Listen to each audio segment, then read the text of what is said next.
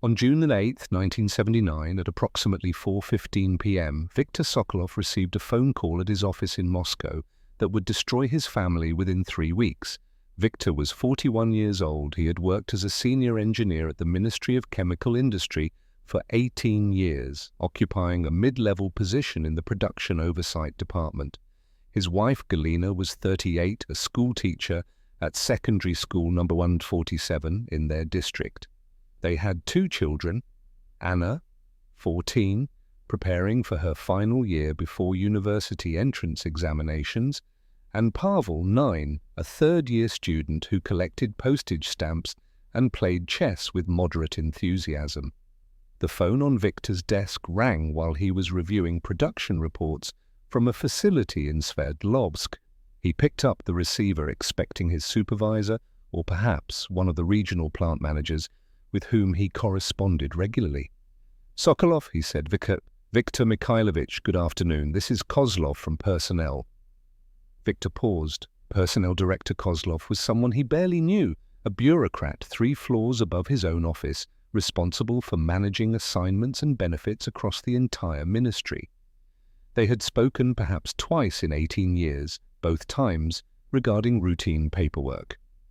"Yes, good afternoon," Viktor replied, setting down his pen. "I'm calling with rather pleasant news," Kozlov continued. His voice carried the practiced cheerfulness of someone accustomed to delivering official pronouncements. "The ministry has selected you and your family for a special recognition. 2 weeks at a state resort in Crimea, all expenses paid. Accommodation, meals, recreational activities, everything provided in acknowledgement of your long service." Viktor said nothing for several seconds. Such perks existed, certainly. Senior officials received them routinely, directors, deputy ministers, occasionally section chiefs with particular influence. But mid-level engineers, the offer seemed improbable. "I'm surprised," Viktor managed. "This is very generous." "Your work has been exemplary," Kozlov said smoothly. 18 years of dedicated service deserves recognition. The resort is near Yalta, right on the Black Sea. Departure would be July 1st, returning July 15th. A private dacha has been arranged for your family's exclusive use. Viktor wrote down the dates on the margin of his production report. July 1st was 3 weeks away. The timing was actually convenient. Plant operations typically slowed during summer months, and he had been planning to take annual leave in July regardless. "I'll need to discuss this with my wife," Viktor said carefully. Of course," Kozlov replied. "Official documentation will be delivered to your residence by courier tomorrow. Review the details and let me know your decision by Monday. My direct line is included in the materials." The call ended shortly after. Viktor sat at his desk staring at the dates he'd written. The offer was not unprecedented, he reminded himself. The state rewarded loyalty. He had maintained a spotless record, never missed deadlines, handled sensitive production data without incident. Perhaps someone had finally noticed. That evening, Viktor arrived home at 6:30 to find Galina preparing dinner in their kitchen, a standard 2-room apartment in a building constructed during the Khrushchev era, adequate but hardly spacious. The children were doing homework at the table that served for both dining and studying. "Something unusual happened today," Viktor said, removing his coat. Galina turned from the stove. Viktor explained the phone call, keeping his tone neutral, trying not to let his own uncertainty color the information. He watched her face transform, skepticism giving way to excitement within seconds. "Crimea?" she said. "Viktor, the Black Sea, with the children?" Anna looked up from her mathematics textbook. Pavel abandoned his Russian language exercises entirely. "When?" Anna asked. "July 1st, 2 weeks. A real vacation?" Pavel's voice carried pure wonder. The family had never traveled beyond visiting Galina's sister in Tula, 180 kilometers south of Moscow. "The letter arrives tomorrow," Victor said. "We'll see what the details are." But Galina was already planning, her mind racing ahead to practical matters: what clothes the children would need, whether Pavel's summer shoes still fit, how many days she would need to request from her school duties. Victor watched his family's enthusiasm build and felt his skepticism begin to erode. Perhaps he was simply unaccustomed to good fortune. The courier arrived the following afternoon, June 9th, at approximately 3:30 p.m., while Victor was still at work. Galina signed for a large envelope bearing the ministry's official seal. She telephoned Victor immediately. "It's real," she said. "There's a letter, forms, everything on proper ministry letterhead." When Victor returned home that evening, he examined the documents carefully. The letter was typed on heavyweight paper with the ministry's embossed seal at the top, authentic as far as he could determine. It detailed the arrangement: transportation via first-class train compartment to Yalta, a private dacha located near the resort complex, meal vouchers for the main dining facility, and access to all recreational amenities including the beach, sports facilities, and organized excursions.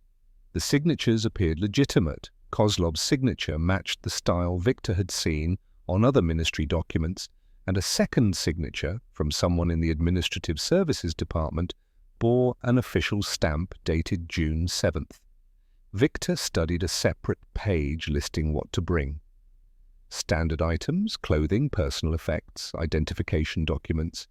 Then, near the bottom, a line that gave him brief pause: engineering personnel may bring work materials for review, if desired, subject to standard security protocols. He read the line twice. It seemed unnecessary to mention, but perhaps it was standard language for technical staff. Dinner that night was animated. Pavel asked whether the Black Sea had different fish than rivers.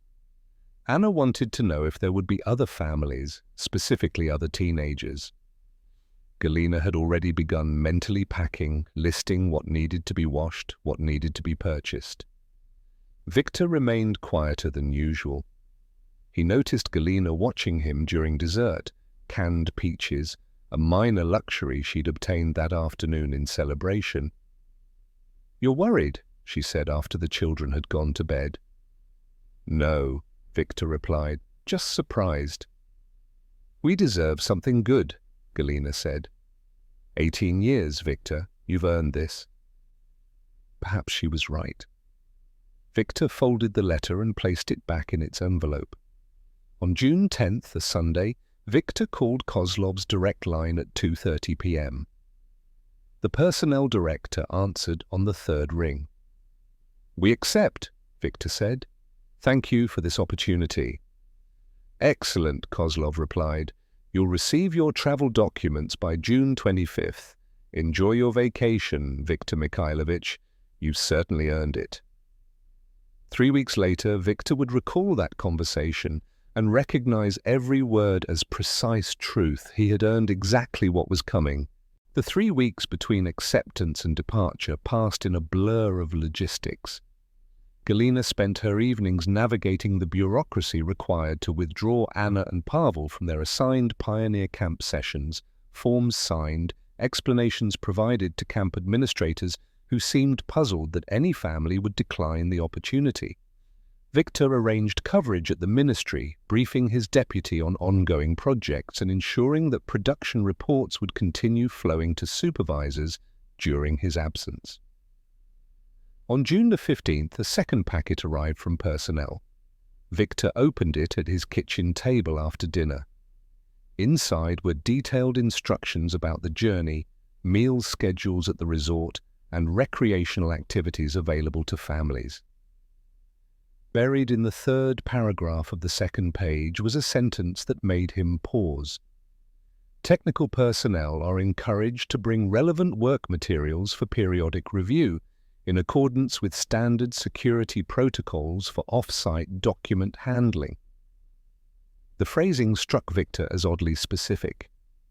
He had never taken classified materials outside the ministry building, much less on vacation. The protocols for removing documents required supervisor approval, registry with the security office, and transport in approved containers. But the instruction presented this as routine, almost expected. He mentioned it the following day to Dmitry Petrov, a colleague who worked 2 offices down the corridor. Dmitry was 44, a hydraulic specialist, who had joined the ministry the same year as Victor. They often shared lunch in the cafeteria. "They want you to bring files to Crimea?"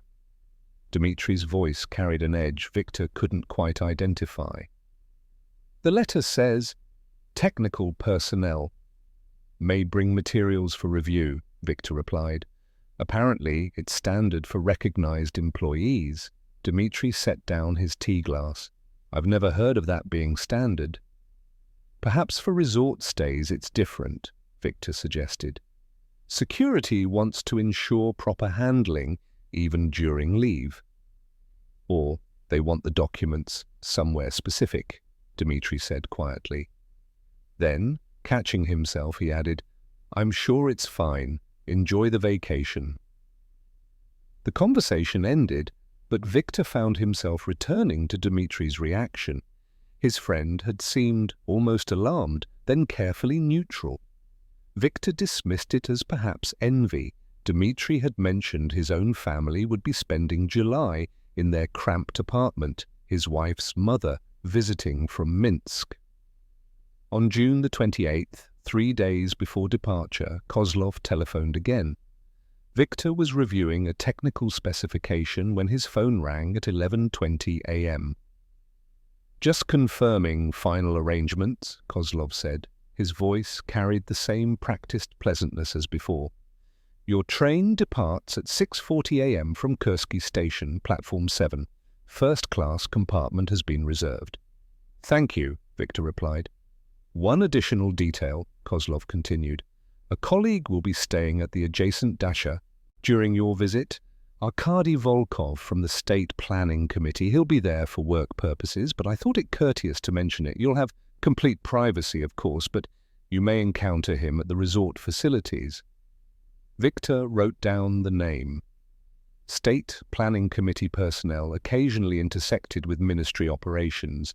Both organizations dealt with production targets and resource allocation. "I appreciate the notification," Victor said. "Volkov is quite pleasant," Kozlov added. "I'm sure you'll find him good company if your paths cross." The call concluded with wishes for a restful vacation.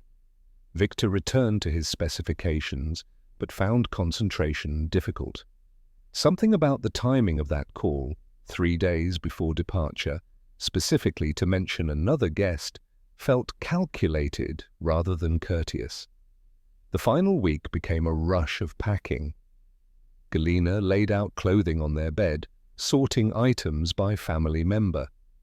Pavel needed new sandals. His old pair had split along the sole. Anna complained that none of her dresses were suitable for a resort, though Victor noted they were perfectly adequate. On June 30th, Victor brought home his briefcase containing the work materials he'd selected: 3 technical reports on chemical production processes, 2 memoranda regarding safety protocols, and 1 file containing efficiency recommendations he'd been drafting. He had registered everything with the security office that morning, obtaining the required off-site handling authorization.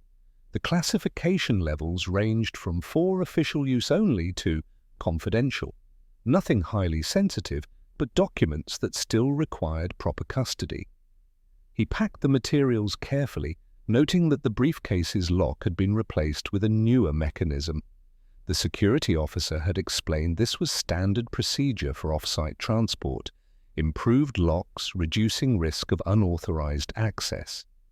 July 1st, 1979 arrived with clear skies. The family departed their apartment at 5:50 a.m., traveling by taxi to Kursky Station. Pavel fell asleep in the car, his head against Galina's shoulder. Anna stared out the window at Moscow's early morning streets, still quiet except for delivery trucks and shift workers. They reached the station at 6:25 a.m. Victor located platform 7, finding their train already boarding. A conductor checked their documents and led them to compartment 14, a first-class cabin with 4 berths, considerably more spacious than the standard accommodations Victor had expected. The upholstery was newer than typical rolling stock, the windows larger. "Quite comfortable," Galina remarked, settling Pavel onto a lower berth. The conductor returned twice during the next 15 minutes, once to verify their meal vouchers, again to ask if they required anything. His attentiveness seemed excessive. Victor had travelled by train dozens of times. Conductors typically checked tickets and disappeared. At 6:40 a.m. precisely, the train began moving. Victor watched Moscow's outskirts give way to countryside. The porter who had handled their luggage had spent unusual time arranging their bags in the overhead compartments, asking twice about the briefcase, whether Victor wanted it stored overhead or kept accessible. Victor had kept it beside him on the seat. The journey south took 28 hours with stops in Kharkov and Simferopol. Victor read his technical reports while the children explored the train, returning periodically with observations about other passengers, the dining car, the landscape changing from forests to steppes to mountains. Galina dozed and planned, making lists of activities they would enjoy at the resort. They arrived in Yalta on July the 2nd at approximately 4:30 p.m. The station was smaller than Victor expected, built in pale stone with arched windows. An official from the resort waited on the platform, holding a sign with Victor's name. He introduced himself as Yuri, a transport coordinator, and led them to a waiting car, a Volga sedan, black, well-maintained. The drive from Yalta to the resort took 40 minutes along coastal roads.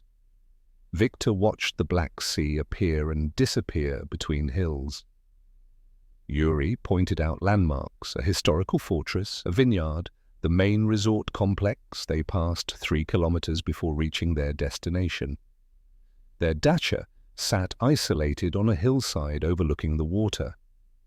It was a single-story structure, concrete block construction painted white, with a red tile roof and a small porch facing the sea.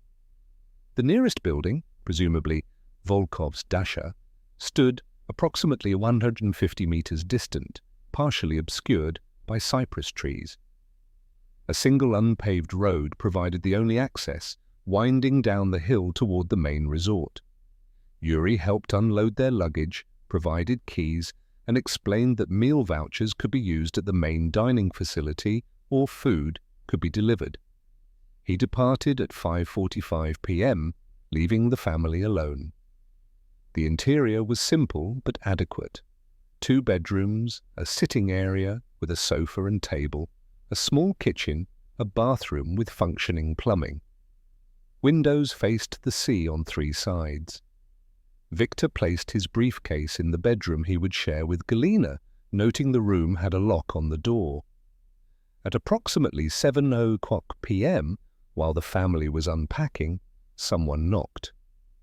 Victor opened the door to find a man in his late 30s, perhaps 40, wearing casual slacks and a light shirt. He smiled broadly. "Forgive the intrusion," the man said. "I'm Arkady Volkov, staying next door. Thought I'd introduce myself." Victor shook his hand. Volkov's grip was firm, his manner relaxed. He explained he was with the State Planning Committee, working on a regional economic assessment, finding the dacha arrangement convenient for his research. "Perhaps we'll see each other at meals," Volkov suggested. "Always pleasant to have company at these facilities." He departed after brief pleasantries. Victor closed the door and stood for a moment, considering the encounter. Volkov had seemed genuine enough, friendly without being intrusive, yet something about his arrival, less than 2 hours after they'd settled in, felt carefully timed. Galina called from the kitchen, asking about dinner arrangements. Victor pushed his concerns aside and joined his family, determined to enjoy what they had been given. July 3rd began with breakfast at the main resort facility, a 20-minute walk down the hillside road. The dining hall occupied a long building with windows facing the sea, tables arranged in neat rows, staff moving efficiently between them. Victor noticed the level of organization immediately. Each family or guest seemed to have an assigned section, meals served at precise intervals, activities coordinated by attendants who appeared at regular times with schedules and suggestions. The beach that morning was crowded but well maintained. Anna found a spot near other teenagers. Pavel joined a group of younger children building an elaborate sand fortress under the supervision of a youth counselor. Galina stretched on a towel, visibly relaxed for the first time in months. Victor sat beside her, watching the water. Volkov appeared around 11:00 a.m., carrying a book and a towel. He settled nearby, greeted them warmly, and struck up conversation about the weather, the quality of the facilities, the beauty of the coastline. His manner was easy, unremarkable. After 30 minutes, he excused himself for a swim. The pattern repeated over subsequent days. Volkov materialized at meals at the beach during organized excursions to local historical sites. He was never intrusive, always friendly, gradually becoming a fixture in their vacation routine. On July 4th, he joined them for an afternoon tour of a nearby palace. On July 5th, he invited Pavel to join him for chess in the resort's game room, where they played 3 matches while Victor watched. Between activities, Victor returned to their dacha to review his work materials. He would spend an hour or two reading technical reports, making marginal notes, considering efficiency improvements he might recommend upon returning to Moscow. On the afternoon of July 4th, Volkov encountered him walking back from one such session. "Work even on vacation?" Volkov asked, his tone sympathetic rather than judgmental. "Just staying current," Victor replied. "I understand completely. What's your field?" "Chemical engineering, production oversight for the ministry." Volkov's interest seemed genuine. He asked about the complexity of managing large-scale industrial processes, the challenges of maintaining safety standards, the technical expertise required. Victor answered in general terms, finding the conversation intellectually stimulating. Volkov asked intelligent questions, not technical enough to suggest specialized knowledge, but informed enough to indicate education and curiosity. By July 5th, such conversations had become routine. Volkov would inquire about Victor's work over lunch or during evening walks. The discussions felt casual, the questions framed as admiring interest from someone outside the field. Yet Victor began noticing patterns. Volkov consistently steered towards specific topics: production capacity, facility locations, research into new chemical processes. When Victor mentioned administrative matters or personnel issues, Volkov's attention would drift.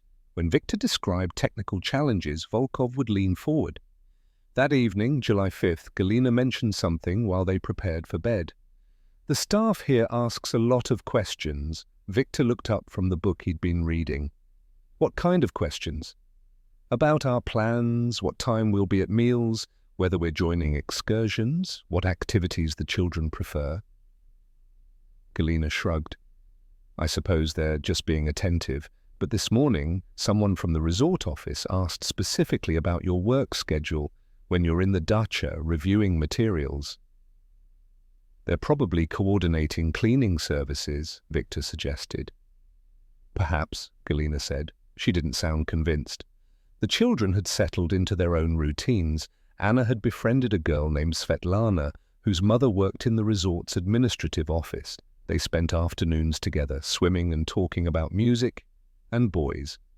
Pavel had been enrolled in a youth program that met each morning: sports, games, supervised activities designed to keep children occupied while parents relaxed. He returned each day enthusiastic, describing elaborate team competitions and treasure hunts. On July 6th, Volkov invited the family to dinner at the main resort restaurant, a more formal establishment than the standard dining hall. He mentioned that a friend visiting from Leningrad would be joining them, someone who would appreciate meeting Victor, given shared professional interests. The friend arrived at 7:30 p.m. His name was Leonid Kushner, perhaps 45 years old, wearing a well-tailored suit inappropriate for the casual resort atmosphere. Volkov introduced him as a consultant on industrial development, recently in Crimea for meetings with regional administrators. Kushner's attention focused immediately on Victor. Over dinner, black sea fish, roasted vegetables, wine that Victor noticed was higher quality than the standard resort offering.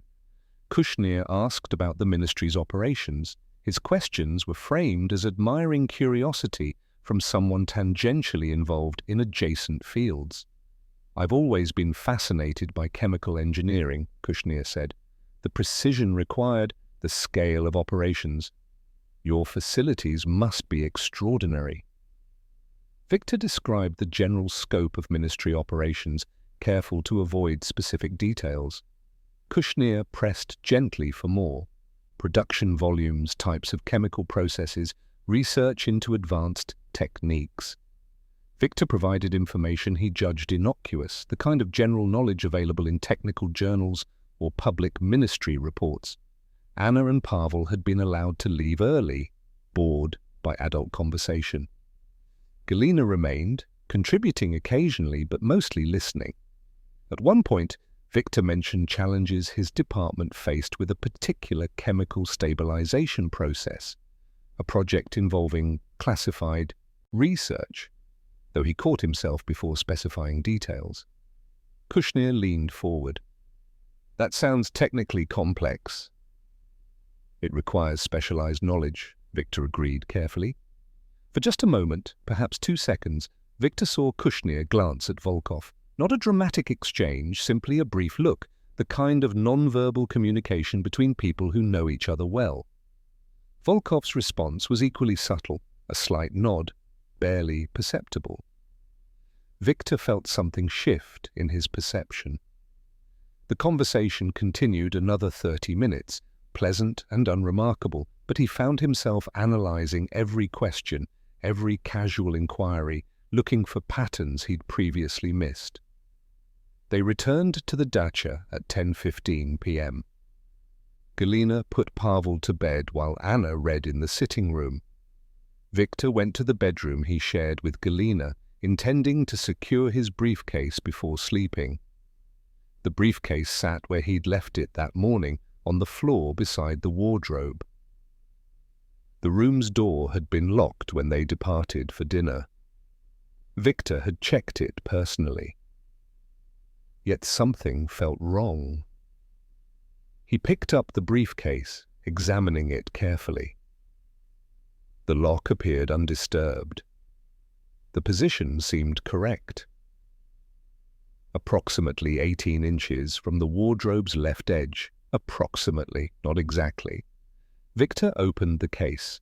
The documents were present, arranged in what seemed like proper order. He picked up the technical report on top, flipping through pages. On page 7, he'd made a marginal note in blue ink the previous afternoon, a question mark beside a particular efficiency calculation. He remembered placing that report beneath the memorandum about safety protocols, not above it. He examined each document methodically. The order had been changed. Subtle differences, pages that should have been aligned, weren't quite. A folded corner on one report now smooth. Morning of July 7th arrived with clear weather. Victor had slept poorly, mind working through possibilities. At breakfast, he implemented a test. Before leaving the dacha, he arranged the documents in his briefcase with deliberate precision. On the third page of the top report, he placed a strand of Galina's hair, dark brown, thin, nearly invisible unless someone knew to look for it. He noted the exact position of each paper's corner relative to the briefcase's edges. They spent July 7th at the beach. Volkov appeared as usual. Kushner materialized in the afternoon, mentioning he'd extended his Crimea visit, finding the region conducive to his work. The conversations continued their pattern, friendly, curious, consistently returning to Victor's technical expertise. Victor returned to the dacha at 4:30 p.m., claiming he needed rest. He went directly to the bedroom. The door was locked as he'd left it. He opened his briefcase. The hair was gone. The documents had been moved again, examined, replaced in an order close to but not matching his morning arrangement. Someone with access to their locked dacha, their locked bedroom, had spent time carefully studying his materials. Victor closed the briefcase slowly. He sat on the edge of the bed, considering the implications. The vacation, the invitation, Volkov's presence, Kushner's questions, pieces assembling into a pattern he should have recognized earlier. Outside, he heard Galina's voice calling that dinner would be ready soon. Pavel was laughing about something. Through the window, Victor could see the Black Sea stretching to the horizon, beautiful and indifferent. He had been brought here for a reason. The vacation was not recognition. It was something else entirely. Victor lay awake on the morning of July 8th, watching dawn light creep across the ceiling. Beside him, Galina slept peacefully, her breathing steady and undisturbed. He had been awake since 4:15 a.m., his mind reconstructing the previous week through a lens that transformed every interaction from innocent to calculated. The phone call from Kozlov, the specific mention of bringing work documents. Dmitri's reaction, "You're taking your files to Crimea?"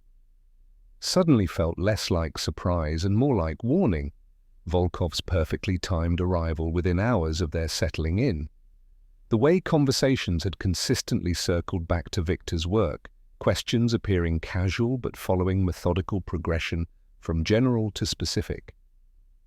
At 6:20 a.m., Victor rose quietly and moved to the bedroom door, checking the lock. Secured, as always. He opened his briefcase with the same care he'd employed the previous morning. Yesterday, before leaving for breakfast, he had made a nearly invisible marking on the corner of one document. A tiny pencil dot, no larger than a pinprick, positioned precisely 2 millimeters from the page edge.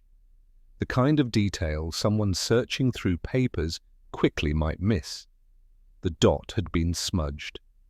The page had been lifted, examined, replaced. Not by someone careless, but by someone working efficiently who hadn't noticed a marking designed to be unnoticeable.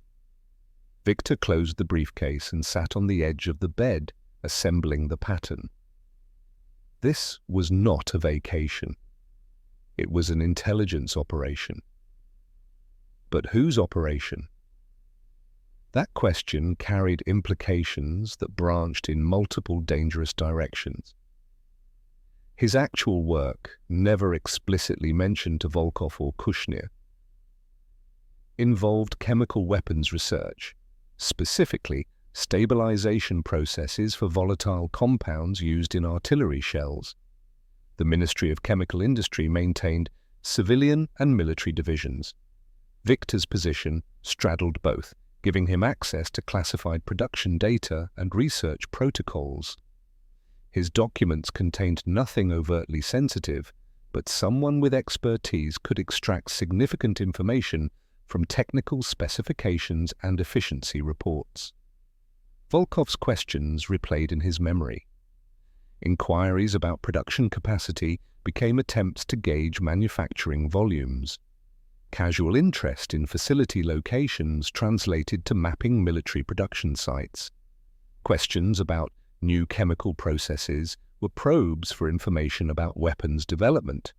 Victor had answered carefully, revealing nothing classified, but he had confirmed general frameworks, acknowledged the existence of certain research directions, provided context that someone skilled in intelligence analysis could exploit.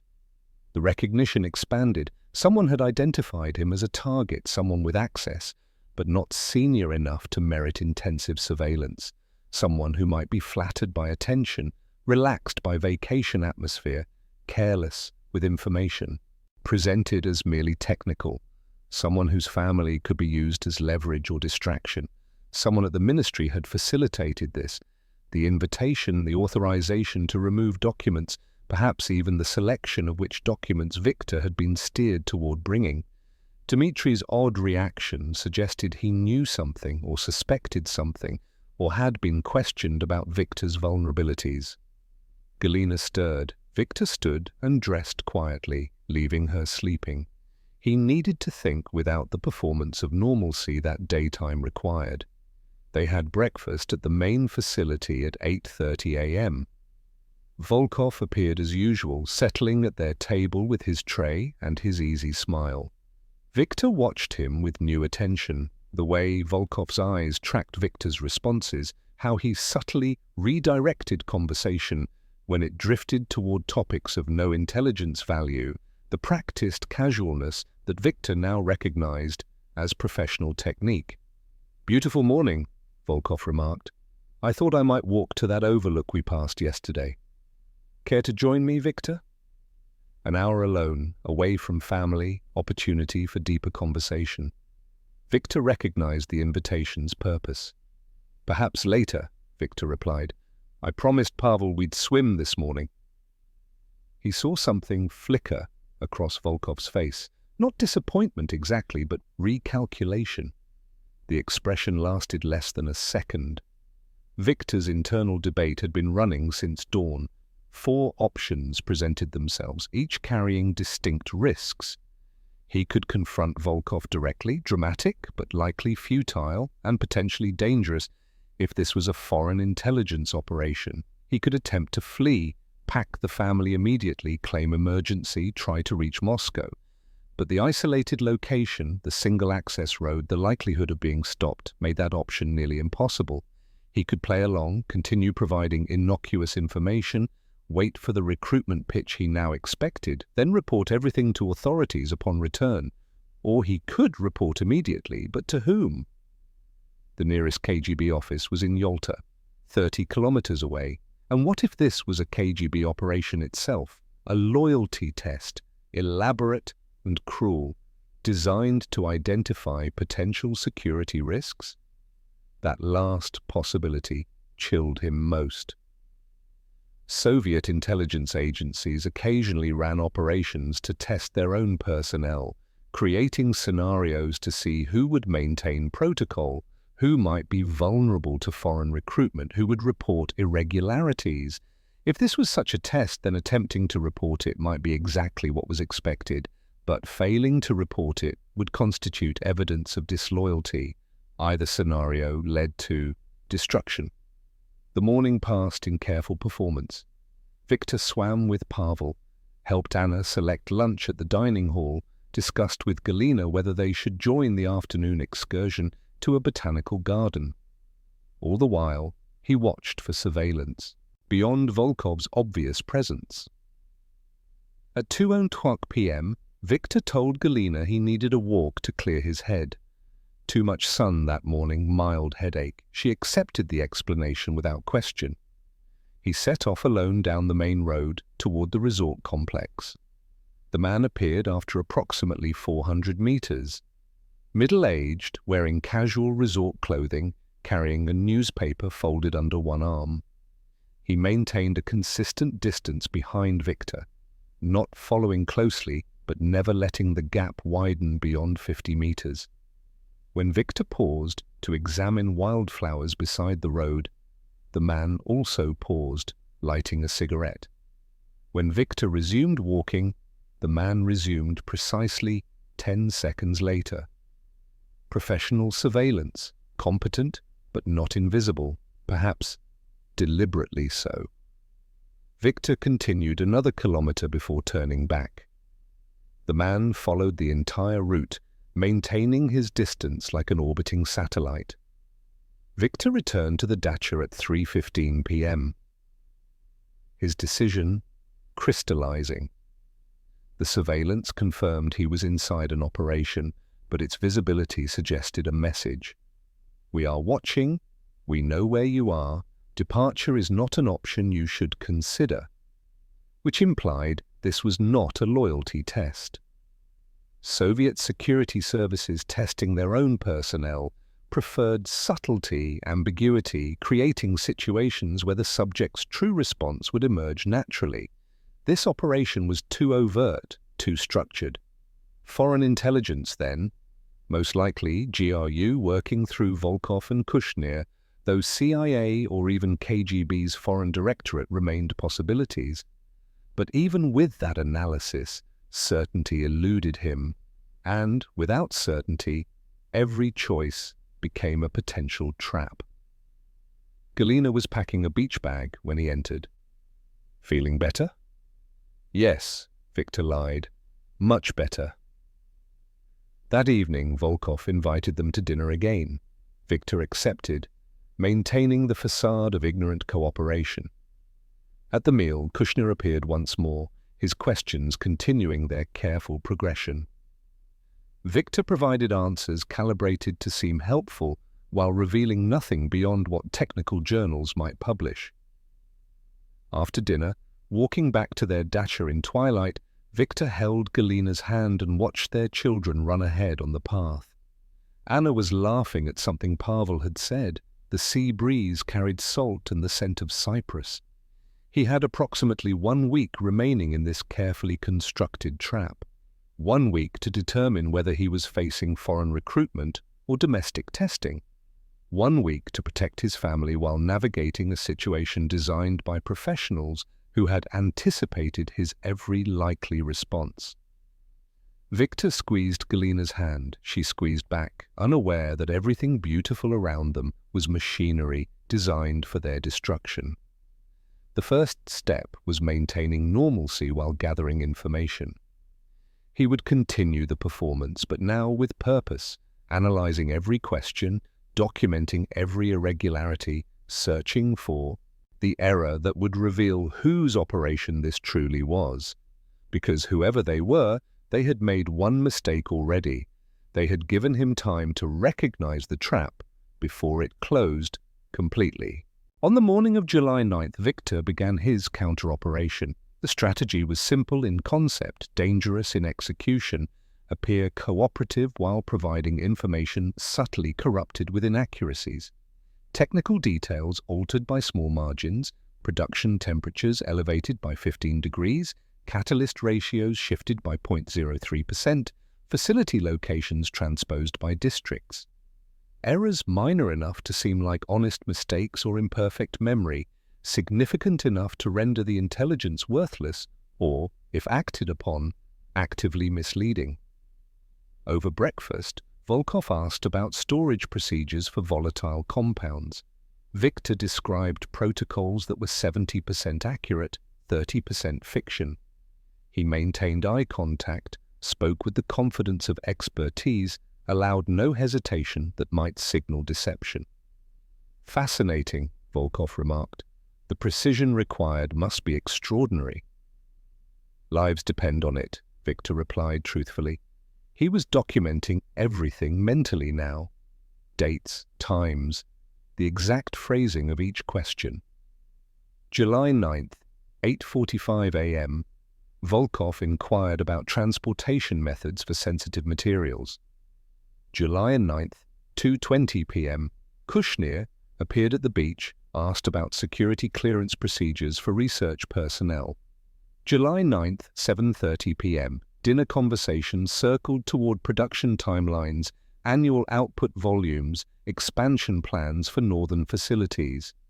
The questions were becoming more specific, the pretense of casual interest wearing thin.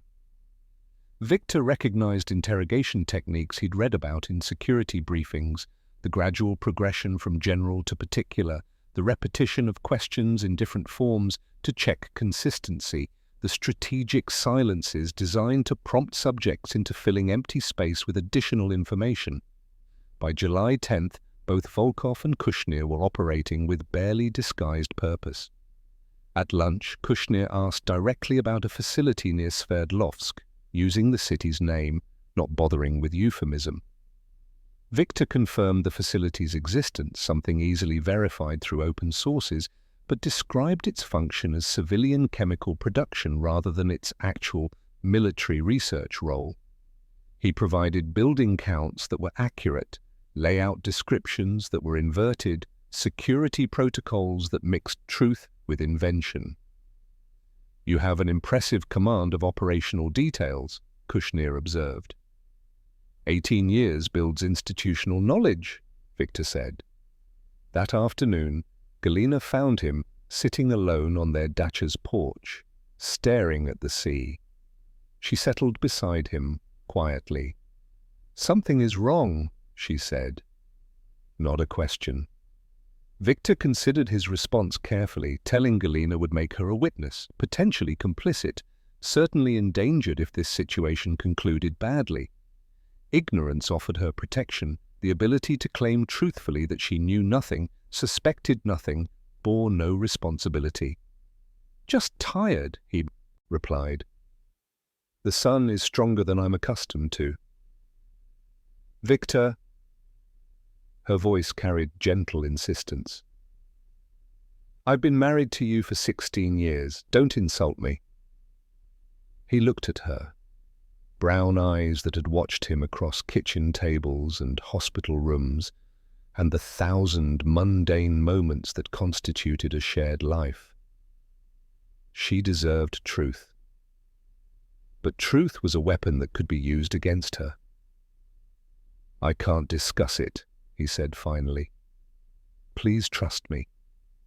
Galina held his gaze for a long moment, then nodded slowly.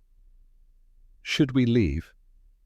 The question confirmed she understood something fundamental was wrong. Victor wanted desperately to say yes, to pack immediately, to run. But the surveillance, the isolation, the careful construction of this trap meant departure would trigger consequences worse than staying. "Not yet," he said. She asked nothing further. That evening she was quieter than usual, watching him with concern she tried to mask. The children noticed nothing, absorbed in their vacation routines. July 11th brought escalation. Volkov appeared at the dacha in the morning, suggesting a walk. Victor agreed, leaving Galina with vague reassurance. They followed a path along the hillside away from the resort toward an overlook where the coastline curved dramatically. "I've been impressed by our conversations," Volkov began. His tone had shifted from casual friendliness to something more direct. "Your expertise is considerable." "I've been fortunate in my career," Victor replied neutrally. "Talent like yours shouldn't be confined to domestic applications." Volkov paused at the overlook, gazing at the sea. "There are international research committees, organizations that facilitate collaboration between Soviet scientists and their Western counterparts, officially sanctioned exchanges, of course, but with far greater resources than typical state programs." Victor's pulse accelerated, the recruitment pitch finally explicit. "Collaboration in what capacity?" he asked. "Technical consultation, sharing expertise on industrial processes, safety protocols, production methodologies. The work would be well compensated, funds deposited discreetly, accessible through normal channels, and it would position you favorably for career advancement. These committees have influence with senior ministry officials." The lies were almost beautiful in their construction. Victor recognized each element: the appeal to ambition, the promise of legitimacy, the suggestion of financial benefit, the implicit threat that refusal might impact career prospects. "That sounds like significant opportunity," Victor said carefully. "I would need to consider it thoroughly." "Of course," Volkov smiled. "Take time to think. We're here all week. No pressure, just conversation between colleagues." But pressure radiated from every word. Victor understood the mechanics now: isolation to prevent outside consultation, time pressure to force decision before careful consideration, family presence as both leverage and hostage. They returned to the dacha at noon. Victor told Galina he was developing headache again, needed to rest. He lay in their bedroom, mind working through implications. The recruitment had been confirmed. The operation was foreign intelligence, almost certainly GRU based on methodology and Volkov's probable background. His response had bought time, but committed him to nothing. Evening passed in strained normalcy. Dinner at the dining hall, children talking about their day, Galina maintaining careful composure. Volkov appeared briefly, friendly but no longer pressing. Victor recognized the technique. Make the pitch, then withdraw to let the target's own mind work through possibilities, fears, temptations. They retired at 10:30 p.m. Victor lay beside Galina in darkness, listening to her breathing shift toward sleep. At 11:45 p.m., he rose silently and moved to the window overlooking Volkov's dacha. The structure was dark, no visible movement. Victor sat in a chair positioned for surveillance, watching. Midnight passed, 1 o'clock. The moon was 3/4 full, providing enough ambient light to distinguish shapes. At 2:30 a.m., a figure approached Volkov's dacha from the hillside, not from the road, but through the cypress grove, moving with practiced stealth. Victor couldn't distinguish features at this distance, but the silhouette suggested male, average height, wearing dark clothing. The figure reached Volkov's door, knocked twice, was admitted immediately.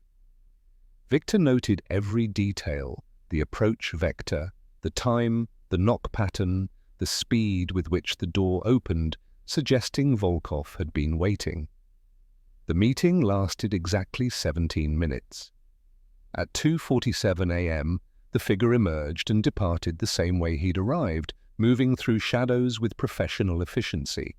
Volkov's dacha remained dark another 10 minutes, then light appeared briefly in what Victor judged was the bedroom, extinguished after perhaps 90 seconds. A handler, Victor thought, Volkov reporting to someone senior, receiving instructions, confirming next steps. The clandestine approach, the timing, the brevity all indicated operational security measures consistent with intelligence protocols. Victor returned to bed at 3:15 a.m. He lay awake until dawn, calculating timelines. The recruitment pitch had been made July 11th. He had requested time to consider. Standard procedure would allow perhaps 48 hours before pressure increased. Follow-up conversations, more explicit inducements, potentially veiled threats if cooperation was not forthcoming. July 12th, July the 13th. By July 14th, this operation would enter a new phase.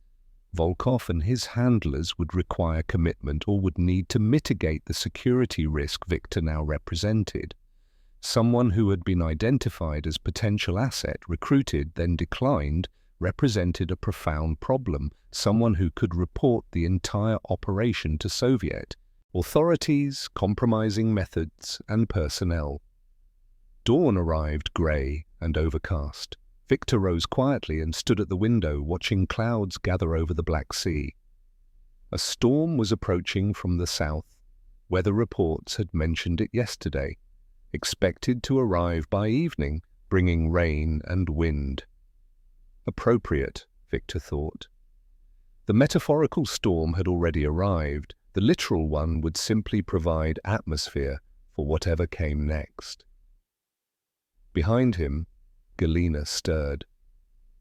He heard her wake, sensed her watching him at the window. "Victor?" Her voice was soft, careful. "We may need to leave soon," he said, without turning. "Be ready." She asked nothing else. He heard her rise, heard the quiet sounds of her beginning preparations she hoped wouldn't be necessary, but understood might be essential. The vacation had 3 days remaining according to original schedule. Victor suspected they had considerably less time than that. The breakfast table at the main dining facility was crowded with families on the morning of July the 12th. Anna was describing yesterday's activities with Svetlana when she mentioned something that made Victor's hand freeze halfway to his coffee cup. "Svetlana's mother asked about your work yesterday," Anna said casually, spreading jam on bread. "She was curious what you do at the ministry." Victor set down his cup with deliberate care. "What did you tell her?" Anna shrugged. "Just that you're an engineer, something with chemicals. I don't really know the details." "Did she ask anything specific?" "Not really, just seemed interested." Anna looked up, catching the intensity in Victor's expression. "Why? Was I not supposed to say anything?" "It's fine," Victor replied, his voice level despite the ice spreading through his chest. But it was not fine. The operation extended beyond Volkov and Kushnir. Resort staff had been enlisted or perhaps planted to extract information from family members. Anna's friendship with Svetlana had been cultivated deliberately, the girl's mother positioned to gather intelligence through casual maternal conversation. Every interaction had been choreographed. Pavel, who had been quiet, suddenly spoke up. "We played a secrets game yesterday at youth program." Galina looked at him. "What kind of game?" "The counselor said we should practice remembering things. He'd ask questions about our families, where we live, what our parents do, what we talk about at dinner. Then we'd try to remember everything perfectly. The person who remembered most details won a prize." Victor felt something cold and terrible settle in his stomach. They had weaponized his children, used Pavel's innocence and Anna's adolescent friendliness as intelligence collection tools, extracting family information through games and friendship, methods so subtle the children had no possibility of recognizing manipulation. "What did you tell them?" Victor asked quietly. Pavel's face brightened with pride. "I remembered everything. I said we talk about the beach and how Mama wants to visit the botanical garden and how you bring your work papers to read sometimes." "Pavel," Victor's tone stopped him. "That's enough." The boy's expression shifted to confusion, then hurt. Victor reached across and squeezed his shoulder, softening. "You did nothing wrong. But from now on, when people ask questions about our family, you tell them you need to ask me first. Understand?" Pavel nodded uncertainly. Anna was watching Victor with growing awareness that something was profoundly wrong. They returned to the Dasher at 10:30 a.m. Victor had maintained composed silence during the walk, but once inside with the door closed, Galina turned to him with an expression of steel. "What is this place?" she demanded. "Don't tell me everything is fine. Don't protect me from whatever this is." Victor looked at his wife, then at his children. Anna stood rigid with teenage defiance and fear. Pavel appeared near tears, confused by tensions he couldn't comprehend. At 11:12 a.m., Victor gathered them in the sitting area. He chose words with extreme care, enough to warn them, not enough to make them knowledgeable participants in whatever would follow. "I believe some people here are not who they claim to be," he began. "The questions about my work, the interest in our family, it's not normal hospitality. I need everyone to be very careful about what you say to resort staff, to other guests, to anyone who asks about us." "Are we in danger?" Galina asked directly. "I don't know yet," Victor answered truthfully, "but we need to be cautious." Anna crossed her arms. "This is ridiculous. Svetlana is my friend. Her mother is just being friendly." "Anna, you're being paranoid," she interrupted. "We finally have a real vacation and you're ruining it with your suspicions."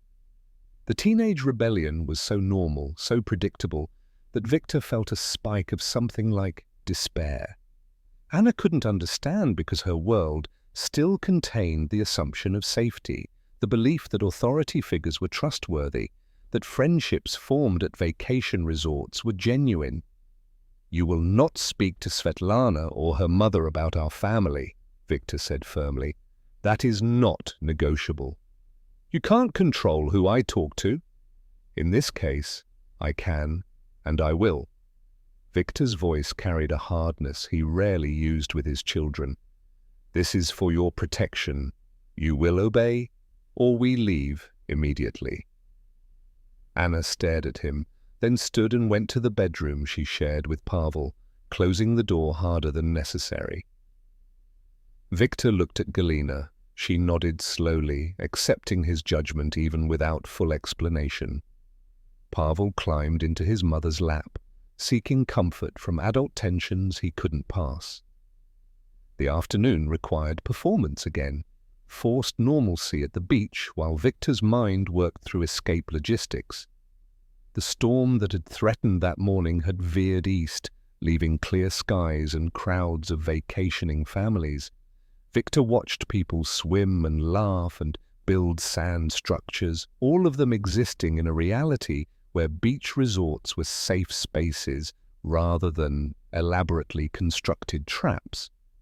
At 3:30 p.m., he walked to the resort's main office to inquire about their return train schedule.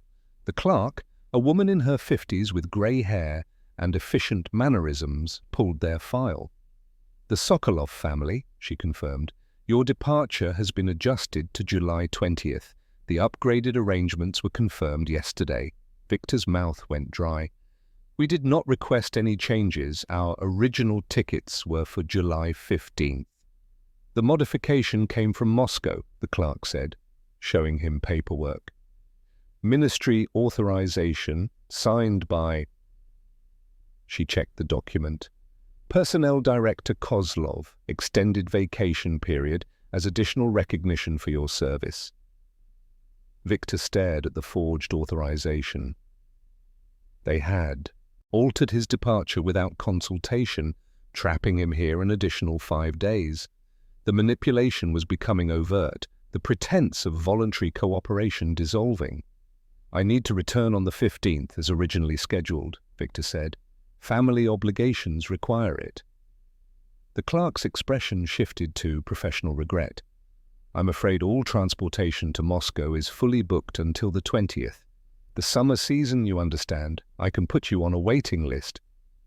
"Do that," Victor interrupted. He returned to find Galina and the children at the dacha. Galina took one look at his face and sent Pavel outside to play. "We're leaving," Victor told her quietly. "Day after tomorrow, July 14th. I don't care what the official schedule says." That evening, Volkov appeared at their door at 6:45 p.m., earlier than his usual casual encounters. His demeanor had changed, the easy friendliness replaced by something more focused, more urgent. "Victor, I hoped we might continue our conversation from yesterday," he said. "Perhaps a walk before dinner?" Victor agreed, knowing refusal would accelerate whatever timeline was already in motion. They followed the same path as before, toward the overlook. The sun was lowering, casting long shadows. "Have you given thought to the opportunities I mentioned?" Volkov asked. His voice had lost its casual warmth. "I'm considering them carefully," Victor replied. "Time is a factor." Volkov stopped walking, turning to face Victor directly. "These positions don't remain open indefinitely, and frankly, your family's future depends on the decisions you make. Anna's university applications, for instance, Pavel's educational trajectory. These things can be influenced positively or negatively by choices you make now." The threat was barely veiled. Cooperation would benefit his children. Refusal would harm them. Victor met Volkov's gaze and saw the polite mask had slipped entirely. The man's eyes were calculating, cold, assessing Victor's response like an engineer might evaluate a mechanical component's stress tolerance. "I understand the significance," Victor said carefully. I hope you do. Volkov resumed walking. We've invested considerable resources in this opportunity. It would be unfortunate if that investment was wasted. They completed the walk in near silence. Victor noted physical details he'd missed before, the way Volkov moved with military precision, the slight bulge under his left arm that might be a shoulder holster, the manner in which he positioned himself to maintain visual control of approaches. Professional security training, unmistakable once Victor knew to look for it. Dinner was strained. Kushnir did not appear, which somehow felt more ominous than his presence. Volkov sat at a nearby table, watching their family with unconcealed attention. Other resort guests seemed oblivious to the tensions, absorbed in their own vacations. Walking back to the Dasha at 8:30 p.m., Victor made his decision. They would leave July 14th, 2 days from now. He would not wait for official authorization, would not negotiate with Volkov, would not allow this operation to progress further. The risks of staying had exceeded the risks of flight. Behind him, Volkov's shadow stretched long in the evening light. Victor could feel eyes on his back, surveillance tightening like a mechanism clicking into its final configuration. They were not meant to leave until he had been fully recruited or fully compromised. The vacation was a cage that had seemed comfortable until the bars became visible. Victor held Pavel's hand and walked faster toward their temporary home, already planning departure routes and calculating how many hours remained before the trap sealed completely. On the morning of July the 13th, at approximately 9:15 a.m., Victor walked to the resort's main office and informed the administrator that his family needed to return to Moscow immediately. He had rehearsed the story carefully, an urgent call from the ministry regarding a production crisis at the Sverdlovsk facility, his presence required to address technical complications that only he could resolve. The administrator, a thin man named Gerasimov, who Victor had barely interacted with previously, listened with an expression of polite concern that didn't reach his eyes. "Most unfortunate," Gerasimov said. "When do you need to depart?" "Tomorrow morning, July 14th, as early as possible. I'll check transportation availability immediately." Gerasimov reached for his telephone. Word traveled with suspicious speed. Victor was walking back to the dacha when Volkov intercepted him on the path, moving with purpose rather than his usual casual approach. "I understand there's an emergency," Volkov said. His tone suggested disbelief rather than sympathy. "Production issue at one of our facilities," Victor replied. "They need my expertise." "How unfortunate that it coincides with our ongoing discussions." Volkov's eyes were flat, calculating. "Particularly given how close we were to reaching an understanding. These situations arise unpredictably in industrial work." Volkov studied him for a long moment. Victor watched the man's expression shift, initial disbelief giving way to concern, then to something harder, something that looked like barely concealed anger before professional composure reasserted itself. "I hope you can resolve it quickly," Volkov said finally. "Perhaps you'll return to complete your vacation." "Perhaps," Victor agreed, knowing they both understood he would never return voluntarily to this place. At 2:12 p.m., Gerasimov summoned Victor back to the office. The administrator's expression had shifted from polite concern to bureaucratic regret. "I've made extensive inquiries," Gerasimov said, gesturing to papers on his desk. "Unfortunately, all direct trains to Moscow are fully booked until July 20th. The summer season creates tremendous demand. I've placed your family on waiting lists, but I cannot guarantee availability before your originally scheduled departure." Victor had anticipated this response. "What about transportation to Simferopol? We can arrange our own train connections from there." Gerasimov made a show of consulting schedules, making phone calls, while Victor watched carefully. Each conversation followed similar patterns, the administrator explaining the situation, listening, offering sympathetic noises, hanging up with negative results. The regional buses are also experiencing heavy volume, Gerasimov concluded. I'm very sorry, Comrade Sokolov. The timing is simply unfortunate. We'll make our own arrangements, Victor said. He returned to the dacha and told Galina to pack everything. They would leave at dawn, walking to the main road if necessary, finding whatever transportation they could.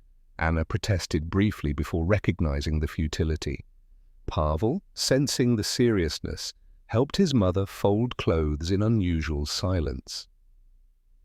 July 14th arrived with pre-dawn darkness. Victor's watch showed 5:30 a.m. when he woke his family. They dressed quickly, gathered their bags, moved toward the door with the practiced quiet of people attempting to avoid detection. The door wouldn't open. Victor tried the handle repeatedly, locked, but not from the inside. He examined the mechanism in the dim light filtering through windows. Someone had secured it externally, trapping them inside their own temporary residence. "What's wrong?" Galina whispered. "The door is locked from outside." Anna's eyes widened. Pavel pressed against his mother's side.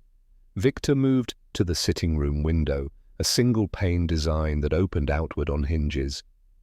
At 6:15 a.m., he wrapped his hand in a towel and struck the glass firmly. It shattered with a sound that seemed catastrophically loud in the morning stillness. He cleared the remaining shards, climbed through, and circled to the front door. A simple padlock had been added to an external hasp he hadn't noticed before, basic hardware that must have been installed overnight. He found a rock and broke the lock with 3 strikes. The family emerged into grey dawn light. Victor led them quickly down the dirt road toward the main resort complex, moving as fast as possible while carrying luggage. The bus stop sat empty beside the main road intersection. No vehicle, no other waiting passengers despite the posted schedule indicating a 6:45 a.m. departure. They waited 15 minutes. No bus appeared. Victor checked his watch repeatedly. 6:50, 6:55, 7 o'clock. The bus was not coming. At 7 o'clock a.m., Volkov appeared from the direction of the resort, walking with measured pace. He was dressed casually but moved with unmistakable purpose. "Victor," he called, "this is unnecessary. Let's discuss this reasonably." "There's nothing to discuss," Victor replied. "My family and I are leaving. You're making this more difficult than it needs to be." Volkov stopped approximately 10 meters away. "Whatever concerns you have, we can address them, but running accomplishes nothing except creating problems for everyone." Victor picked up their bags. "Galina, children, we're walking." The main road lay 8 kilometers distant. Victor set off with determined stride, his family following. Volkov watched them go, making no move to physically intervene, but calling after them, "This is foolish, Victor. Think about what you're doing." They walked the first kilometer in tense silence. Anna helped carry Pavel's small bag. Galina held her son's hand, maintaining steady pace despite the early hour and growing heat. The road was unpaved, winding through scrubland dotted with cypress. At approximately 7:40 a.m., Victor heard an engine behind them. A car approached, a Lada sedan with resort markings, driven by someone Victor recognized as security staff. The vehicle slowed to match their walking pace, following at a distance of perhaps 20 meters. The driver made no attempt to offer assistance, simply maintained his position like a shepherd tracking livestock. Pavel began crying quietly. The combination of early rising, adult tensions he couldn't fully understand, and now the ominous presence of the following car had overwhelmed his 9-year-old capacity for composure. Galina lifted him, carrying the boy despite her own burden, whispering reassurances Victor couldn't hear. They covered the 2nd kilometer, then the 3rd. Victor's shirt was soaked with sweat. Anna's face had gone pale, her earlier rebellion replaced by visible fear. The security car maintained its surveillance, occasionally accelerating to close the gap when Victor's family moved too far ahead, ensuring they remained visible and tracked. At 9:20 a.m., they reached the main road, a paved two-lane highway connecting coastal communities. Victor positioned his family at the roadside and began attempting to flag down passing vehicles. A truck loaded with produce drove past without slowing. 2 private cars followed, neither stopping despite Victor's waving. The pattern became clear after 15 minutes. Vehicles would approach, drivers would see Victor's desperate signals, then notice the security car parked conspicuously 50 meters behind them and would accelerate past without acknowledgement. Instructions had been given, or the security presence alone was sufficient deterrent. At 10:30 a.m., a delivery truck approached from the south. Victor stepped partially into the road, forcing the driver to slow or risk collision. The truck, a ZIL model, perhaps 15 years old, carrying crated goods, came to a reluctant stop. The driver was perhaps 50, weathered face suggesting decades of outdoor work. He looked at Victor's family, then at the security car, then back to Victor. The hesitation was visible, the calculation of risk playing across his expression. "We need transportation to Yalta," Victor said quickly. "The train station. We can pay." The driver glanced again at the security car. The vehicle had moved closer, its occupant watching this interaction with clear attention. Victor saw the driver's jaw tighten, some internal debate resolving itself in a direction that required courage. "Get him back," the driver said curtly. "Quickly!" Victor helped Galina and the children into the truck bed among the crates, then climbed in himself. The driver accelerated before Victor had fully settled, leaving the security car behind in a spray of gravel and diesel exhaust.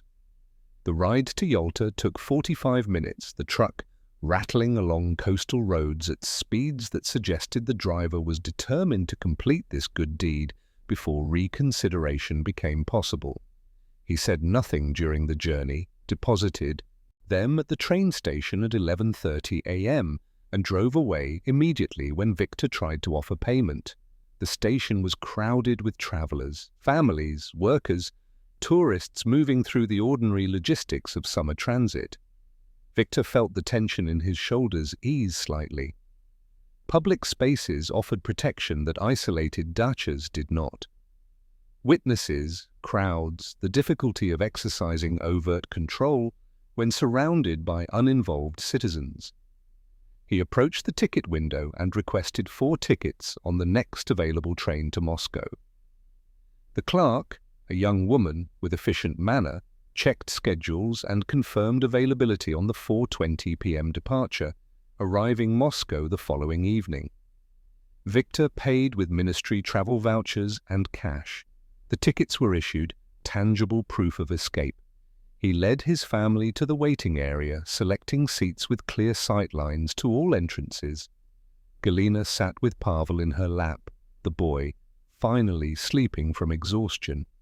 Anna pressed against her mother's other side, still pale but visibly relieved to be in public space. They had 4 hours and 50 minutes until departure. Victor scanned the station continuously, watching for Volkov, for Kushnir, for security personnel who might attempt to prevent their boarding, but the crowd remained anonymous, threatening only in its potential to conceal watchers among ordinary travelers. For the first time in days, Victor allowed himself to believe they might actually escape. The train tickets in his pocket felt like fragile promises, temporary safety, the possibility of reaching Moscow, the chance to report everything to authorities who might, if he was fortunate, actually believe him. Outside, through the station's large windows, he could see the Black Sea glittering under afternoon sun. Beautiful and treacherous, exactly like the vacation that had nearly destroyed them. The train departed Yalta station at 4:20 p.m. on July the 14th, pulling away from the platform with mechanical indifference to the family it carried toward uncertain safety. Victor had secured a four-berth compartment, positioning himself nearest the door where he could monitor the corridor. Through the window, the Crimean coastline receded, beautiful, poisonous landscape he hoped never to see again. The journey north would take 19 hours. Victor spent the first two cataloguing passengers, noting anyone who paid unusual attention to their compartment. An older man in a grey suit passed their door 3 times in the first hour, each time glancing inside before continuing. A woman with a newspaper settled in the corridor seat directly across from them, remaining there despite the uncomfortable location when empty seats existed elsewhere. Surveillance or paranoia? Victor could no longer reliably distinguish between the two. Pavel slept almost immediately, exhaustion overwhelming him. Anna stared out the window, saying nothing, her adolescent certainty shaken by events she still didn't fully comprehend. Galina sat rigid, maintaining watchful silence, occasionally meeting Victor's eyes with questions she didn't voice aloud. The train rattled through evening and into night. Victor dozed intermittently, never deeply, waking at each station stop to verify their compartment remained secure. His mind worked continuously through evidence. Dates, conversations, the progression of Volkov's recruitment attempt, the systematic manipulation of his family, the locked door and coordinated transportation obstruction, everything documented mentally, organized for the report he would file upon reaching Moscow. If they reached Moscow, if the train wasn't stopped, if officials didn't board with authorization to detain him, if the operation he'd fled didn't have reach extending to railroad security. Victor understood these fears were potentially irrational, products of stress and sleeplessness, but the past 2 weeks had demonstrated that even paranoid assessments could underestimate actual threats. Dawn came grey and unremarkable. The landscape outside had transformed from southern warmth to northern familiarity. Forests and fields Victor recognized as approaching home territory. At 11:00 a.m. on July the 15th, the train arrived at Kursky station in Moscow. Victor led his family through crowds of arriving passengers, moving quickly toward the taxi stand. Home beckoned, their small apartment, familiar rooms, the illusion of safety that domestic space provided. But Victor had made a decision during the sleepless night. Report first, seek refuge after. Delay would look like hesitation, and hesitation would breed suspicion. He sent Galina and the children home in a taxi, promising to follow within hours. Galina's expression showed she understood the necessity without requiring explanation. She kissed him briefly, gathered the children, departed with their luggage into Moscow's mid-morning traffic. Victor took a separate taxi directly to the ministry building. He entered through main security, signed the register, took the elevator to the 3rd floor where administrative offices maintained connections to state security apparatus. At 1:30 p.m., he requested an immediate meeting with security liaison staff, citing urgent matter requiring senior attention. At 2:00 p.m., he was shown into an office belonging to Major Grishin, KGB liaison, assigned to the Ministry of Chemical Industry. Grishin was perhaps 45, thick through the shoulders with the expressionless competence Victor associated with career security officers. He gestured Victor to a chair and picked up a pen, ready to take notes. "I need to report a recruitment attempt by foreign intelligence," Victor began. Grishin's expression didn't change, but something in his posture suggested this wasn't unexpected news. "Proceed." Victor provided a detailed account, the vacation invitation's unusual origins, Personnel Director Kozlov's role, the instruction to bring work documents, Dmitry Petrov's odd reaction, the setup at the Crimean resort.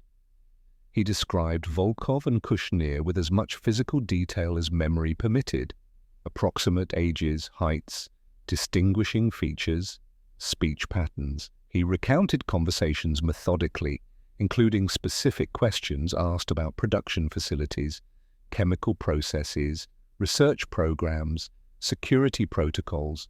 Grishin took notes without interruption, his pen moving steadily across paper.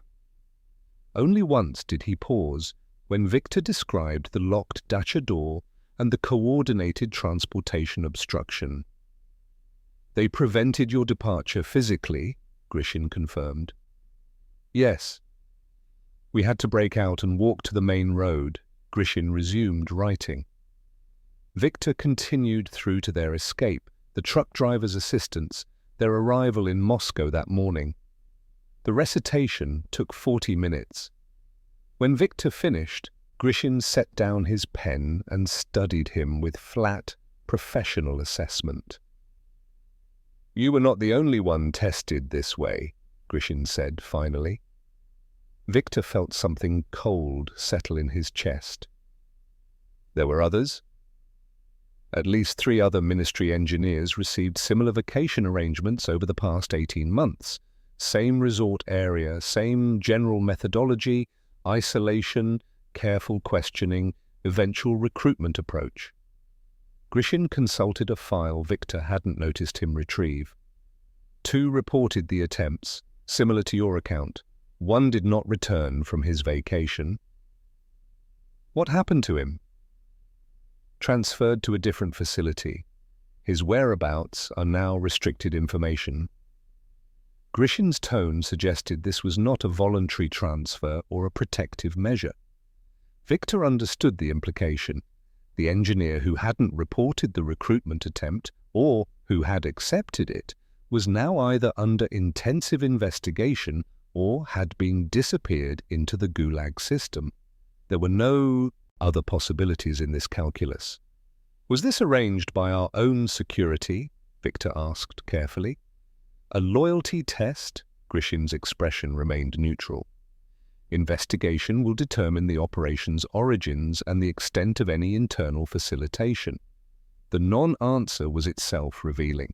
Either Grishin genuinely didn't know, or he knew and couldn't disclose whether Soviet security services had been penetrated by foreign intelligence or had themselves orchestrated this elaborate test.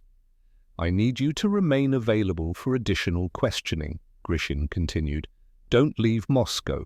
Don't discuss this matter with anyone, including your family." Victor nodded. The interview concluded at 3:45 p.m. He signed a statement, received instructions about remaining contactable, and departed with the leaden awareness that reporting the incident had not ended his troubles, but rather initiated a new and potentially more dangerous phase. The interrogations began in earnest on July the 16th. Victor was summoned back to the ministry at 9:00 a.m., escorted to a different office, windowless, sparse, containing only a table and chairs. Grishin was present along with 2 other men who introduced themselves as security investigators, but provided no names. The debriefings lasted 6 to 8 hours daily for 5 consecutive days. Victor was separated from his family, coming home late each evening to find Galina's questions he couldn't answer, and children who looked at him with growing confusion and fear. The investigators wanted everything: precise reconstruction of every conversation, identification of anyone at the ministry who might have facilitated the operation, assessment of what classified information might have been compromised. The questions about Dmitry Petrov were particularly intensive. Victor's colleague, his friend of 15 years, was now primary suspect for internal facilitation. Dmitry's odd reaction to Victor bringing documents to Crimea was analyzed repeatedly. Had Dmitry suggested Victor accept the vacation? Had he asked questions about the trip beforehand? Had his behavior changed in weeks leading up to Victor's departure? Victor answered truthfully. Dmitry had seemed alarmed when Victor mentioned bringing files, had made a cryptic comment about documents being wanted somewhere specific, but had initiated nothing, and had displayed no suspicious behavior prior to that conversation. Perhaps he was alarmed because he knew what was coming, one investigator suggested. Perhaps he was warning you subtly, experiencing guilt over his role. Or perhaps Dmitri was simply surprised by unusual protocol, Victor thought, but didn't say. The machinery of suspicion, once activated, interpreted everything as confirmation. On July the 18th, the documents Victor had brought to Crimea became subject of extensive examination. Security analysts reviewed each page, noting classification levels, assessing what information could be extracted by trained intelligence officers. Their determination was damning. While nothing highly sensitive had been included, the materials collectively contained enough detail about production processes, facility capabilities, and research directions to provide significant intelligence value. The implicit accusation emerged gradually. Victor had violated security protocols by removing these materials from ministry premises, regardless of his authorization. The permission to bring work documents on vacation was itself suspicious. Who had granted it? Why had Victor complied? Had he understood the security implications? "I followed instructions in the official letter," Victor protested. "I obtained proper authorization from the security office." "Authorization signed by whom?" an investigator asked. Victor couldn't recall the specific officer's name. The form had been routine, stamped and filed according to standard procedure. But now that procedure itself was suspect, potentially falsified or issued by someone compromised, or part of an operation designed to place sensitive materials in circumstances where they could be photographed or copied. By July 20th, the date Victor's vacation had originally been scheduled to end, he understood his position had become precarious. He was simultaneously witness, victim, and suspect. His report of the recruitment attempt protected him from accusation of collaboration, but his participation in the setup, however unwitting, raised questions about judgment, security consciousness, susceptibility to manipulation. The investigation's scope was expanding beyond Victor himself, consuming anyone peripherally connected. Dmitri had been arrested on July the 17th, charged with facilitating foreign intelligence operations.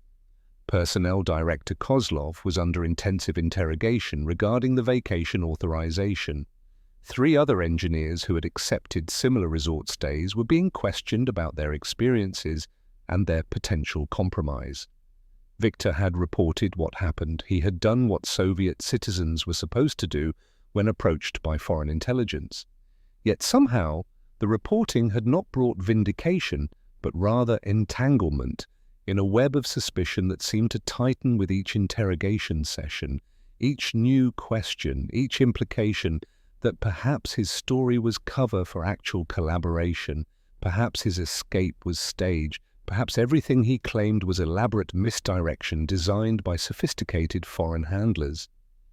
He had fled one trap only to find himself caught in another, this one constructed by his own government's security apparatus, equally inescapable and potentially more devastating in its consequences.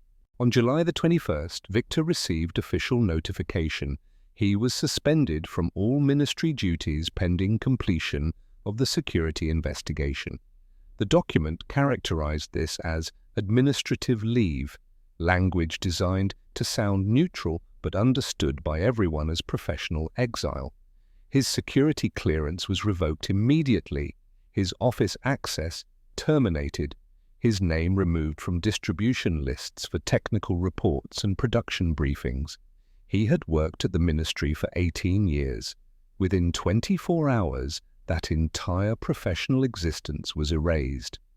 The surveillance began almost immediately, or perhaps had been present from the moment he reported the Crimea incident, and Victor was only now trained to recognize it.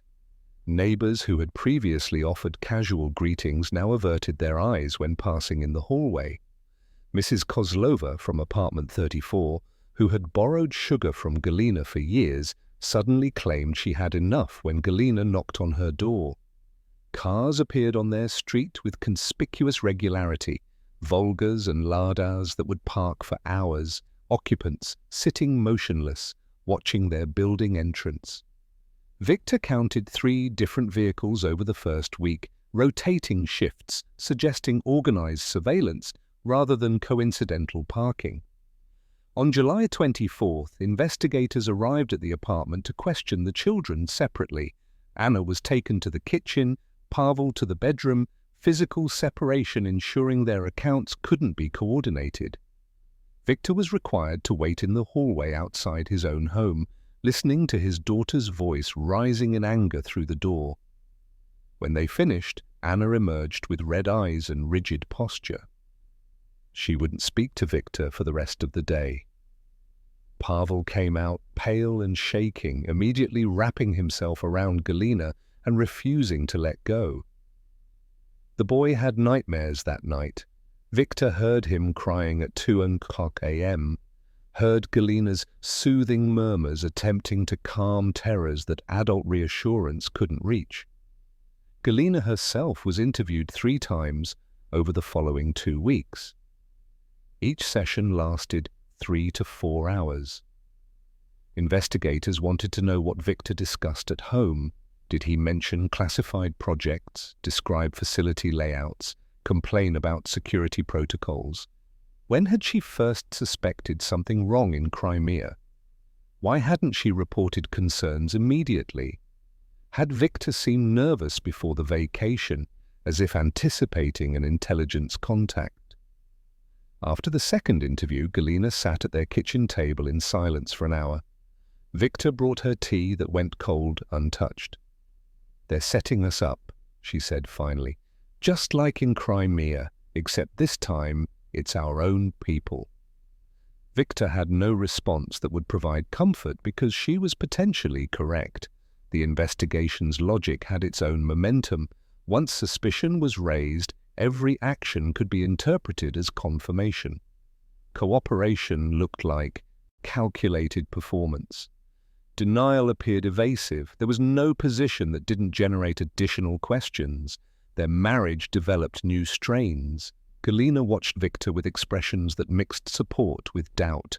Not doubt of his intentions, but fear that his judgment had been catastrophically flawed, that his decisions had destroyed their family as effectively as collaboration would have.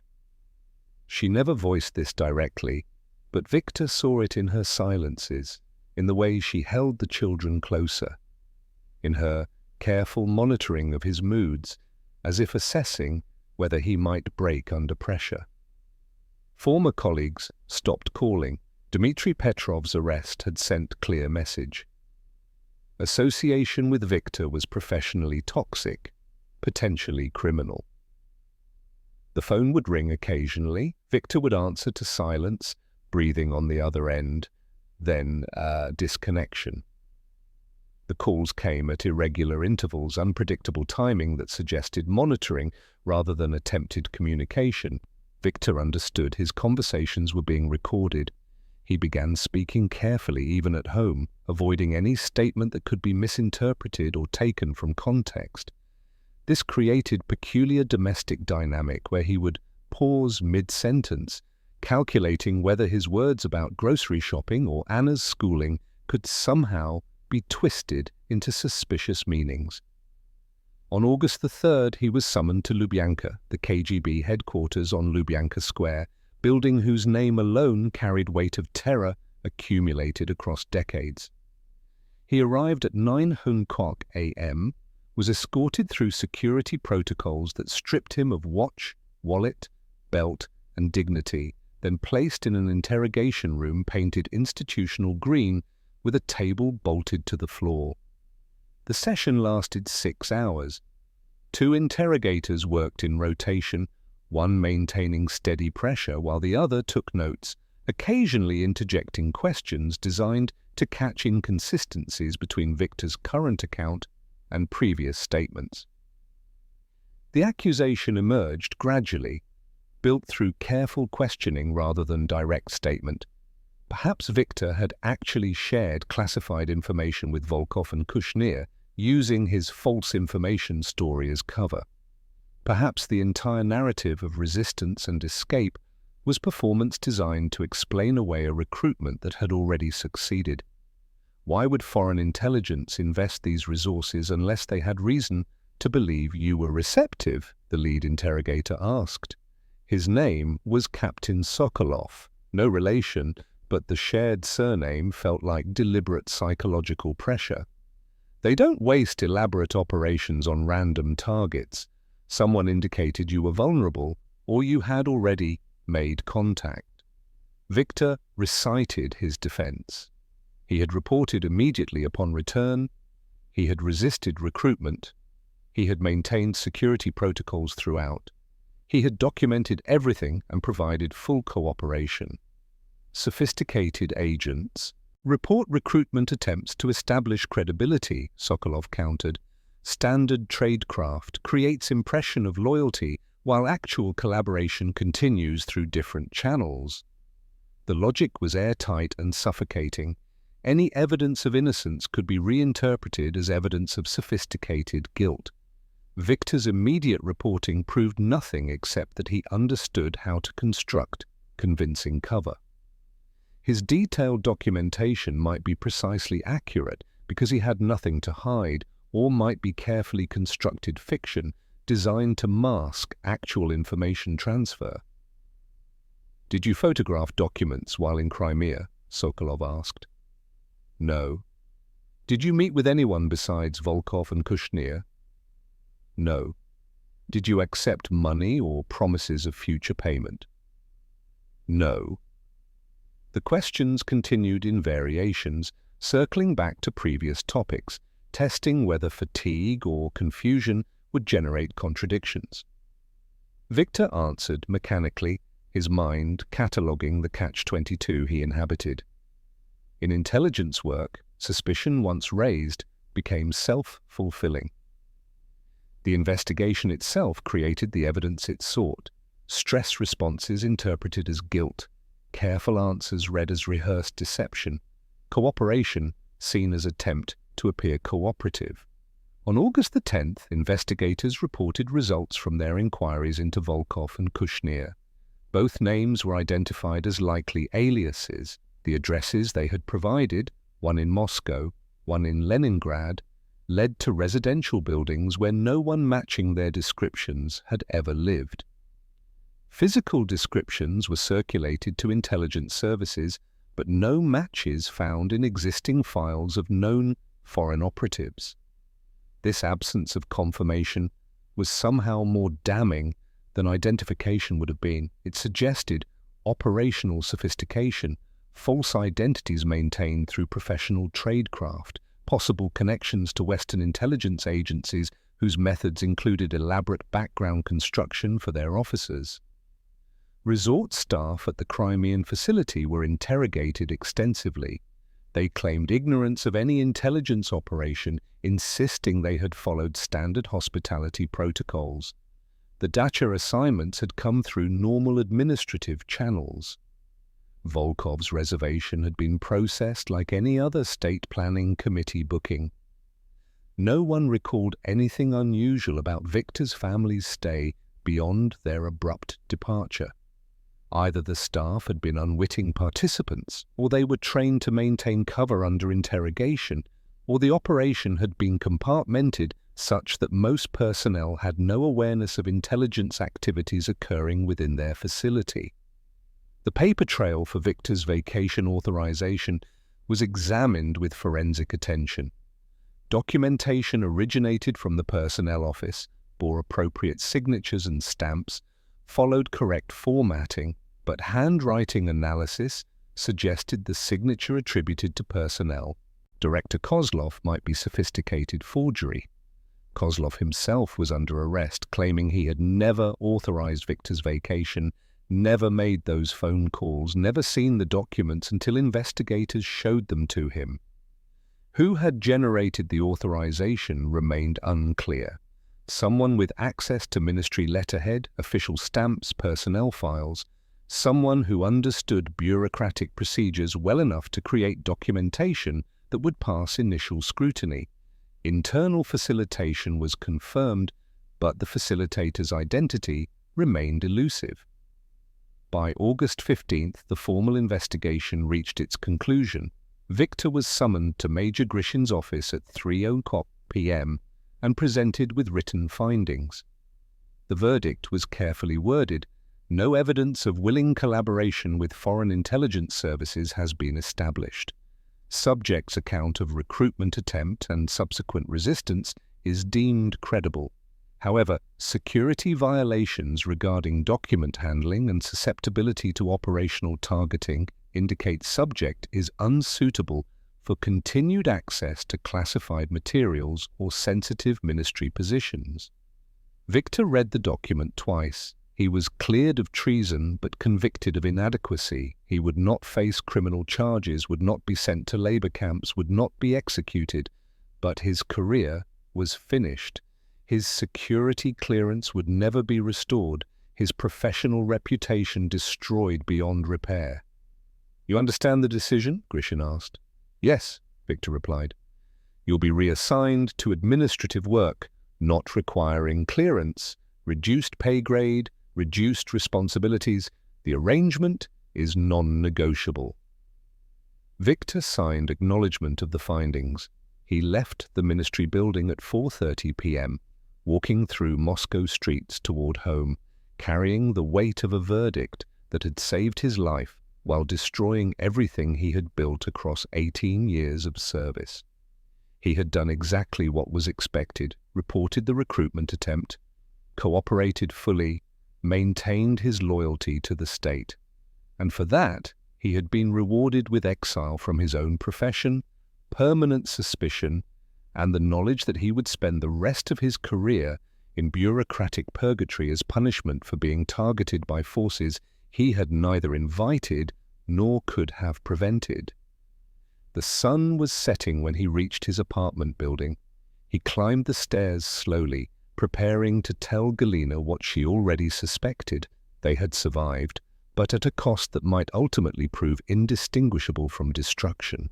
On August 16, 1979, Victor reported to his new assignment in the ministry's document archive section, a windowless basement office where he would spend the next months cataloguing decades-old production reports that no one would ever read again. His security clearance had been permanently revoked, his salary reduced by 40%, his professional expertise rendered worthless by a system that had decided he represented acceptable loss in the machinery of state security. The family's life contracted accordingly. By October, they had been relocated to a smaller apartment, 2 rooms instead of 3, in a building farther from the city centre where rents matched Victor's diminished income. The new space forced unnatural proximity. Anna and Pavel sharing a bedroom too small for adolescent privacy, Victor and Galina sleeping on a fold-out couch in the main room, everyone existing in constant awareness of each other's presence and deteriorating circumstances. Social isolation followed economic decline. Neighbors in the new building avoided conversation, somehow aware that the Sokolov family carried taint of security investigation. Former friends stopped visiting. Galina's colleagues at the school maintained professional politeness, but declined invitations to dinner, to shared walks, to the ordinary social interactions that had previously filled their lives. The children bore different scars. Anna had applied to Moscow State University, possessing grades and test scores that should have guaranteed admission. In September 1979, she received a form letter. Application denied due to administrative considerations. No further explanation provided, but Victor understood the euphemism. Security questions about her father made her unsuitable for higher education at prestigious institutions. She came home with the letter and threw it on the kitchen table without speaking. Victor watched her lock herself in the bedroom she shared with Pavel, heard muffled sounds that might have been crying or rage or both. When she emerged hours later, her face was composed, but her eyes carried something new, a hardness, a cynicism that shouldn't have existed in a 15-year-old girl. Pavel withdrew into himself. The gregarious 9-year-old who had collected stamps and played chess transformed into a quiet child who spoke rarely and flinched at unexpected sounds. He developed nightmares that continued months after the Crimea trip, waking screaming about locked doors and men asking questions, requiring Galina's presence until he could sleep again. In September 1979, Viktor learned through indirect channels that Dmitry Petrov had been formally charged with facilitating foreign intelligence operations. The specifics were classified, but whispers suggested Dmitry had been identified as the ministry insider who had arranged Viktor's vacation authorization, possibly receiving payment or promises from handlers running the operation. Viktor's response was morally complex. Relief that someone had been definitively charged, meaning investigation's focus had shifted away from him. Guilt that his friend of 15 years now faced a lengthy prison sentence, possibly execution, and profound uncertainty about Dmitry's actual guilt. Had Dmitry truly collaborated, or was he simply the most convenient suspect when investigators needed closure? Viktor would never know with certainty. Dmitry was convicted in closed trial in November 1979 and disappeared into the Gulag system.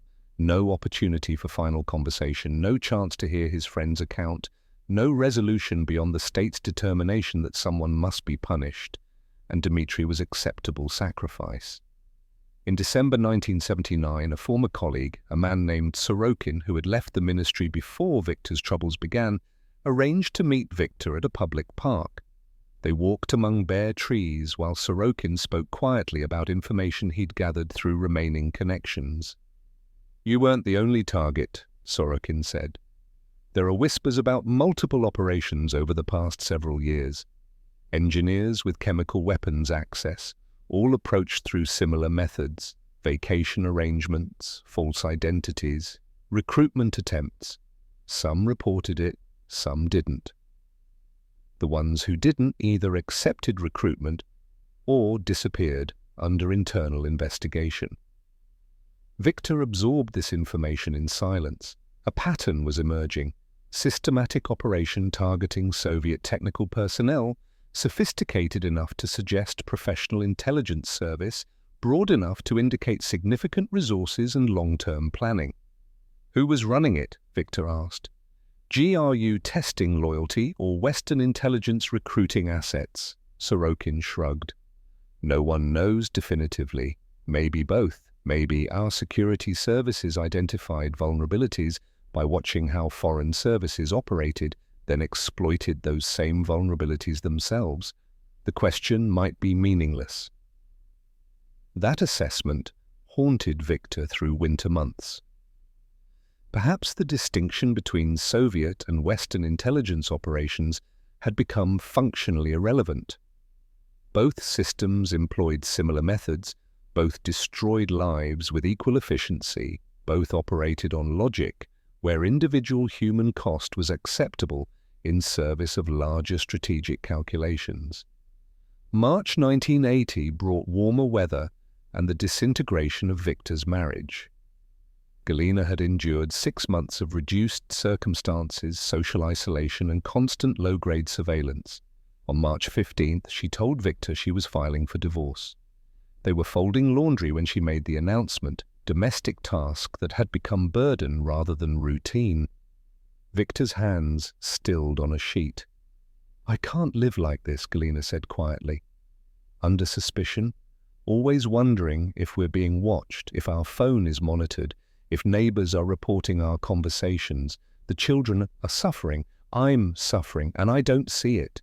Ever ending." "Where will you go?" Viktor asked. "My sister's in Tula. She has space, and the children can start fresh somewhere people don't know about the investigation." Viktor folded the sheet precisely, finding comfort in geometric certainty. "I understand." The divorce was finalized in April. Galina took the children and departed for Tula on a grey morning that matched Victor's emotional landscape.